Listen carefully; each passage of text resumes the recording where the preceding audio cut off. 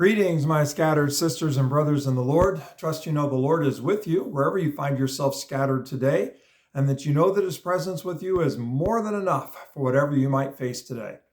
Well, I'm still chewing on 2 Peter chapter 1, verse 3.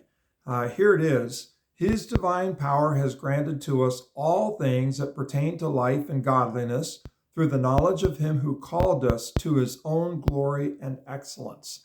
And we talked the other day about through knowing Jesus, we find that he gives us his divine power so that we're able to deal with whatever life might throw at us, and that we're able to live with godliness or live in conformity to who he is.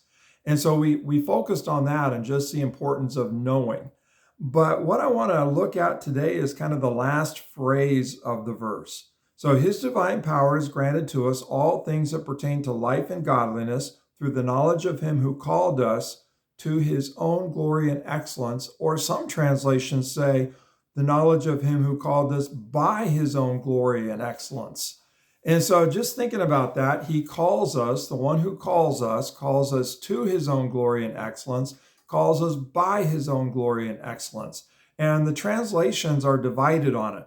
So the ESV highlights he calls us to his divine glory and excellence, and the NIV translates it that he calls us by his divine glory and excellence.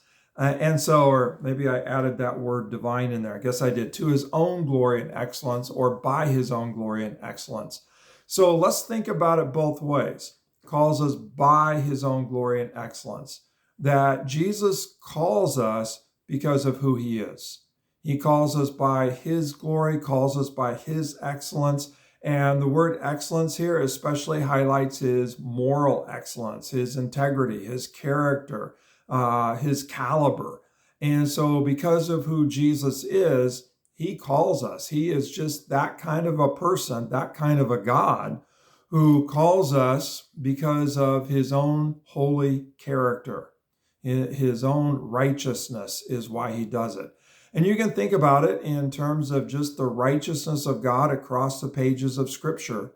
Righteousness in terms of keeping the promise to Abraham. Righteousness in terms of determining to save and to restore. Righteousness in terms of, granting new life. And so you just think about the righteousness, the moral character, the excellence of God, and fully manifested in Jesus, that he calls us because of his glory and because of his own character, his own excellence. But he also calls us to that. And so he calls us to his glory. He calls us to his excellence. And I think about it in terms of glory, that we are called to participate in that. Jesus is resurrected from the dead. That is our hope of glory with him. Not a glory that's self-derived, but the hope of glory sharing in his glory. And same thing in terms of that moral excellence, that he calls us to be holy as he is holy. He gives us the power so that we can actually live holy lives, that we can live lives of excellence. And he calls us to that.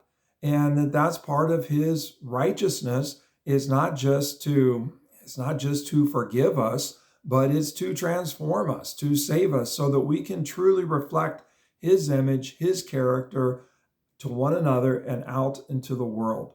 And so he calls us by his glory, by his excellence, and he calls us to his glory, to his excellence, to his holiness, to his moral character and fiber. And so the good news is, as we know him, we discover that in his divine power, he has provided everything that's necessary for life and for godliness, that we can live into the excellence of God, that we live with the hope of glory. So wherever you find yourself scattered today, I challenge you to think a little bit more about that. He called the one who called us, by his own glory and by his excellence, but also calls us to his glory and to his excellence. God bless and have an excellent day by the power of the one who called you.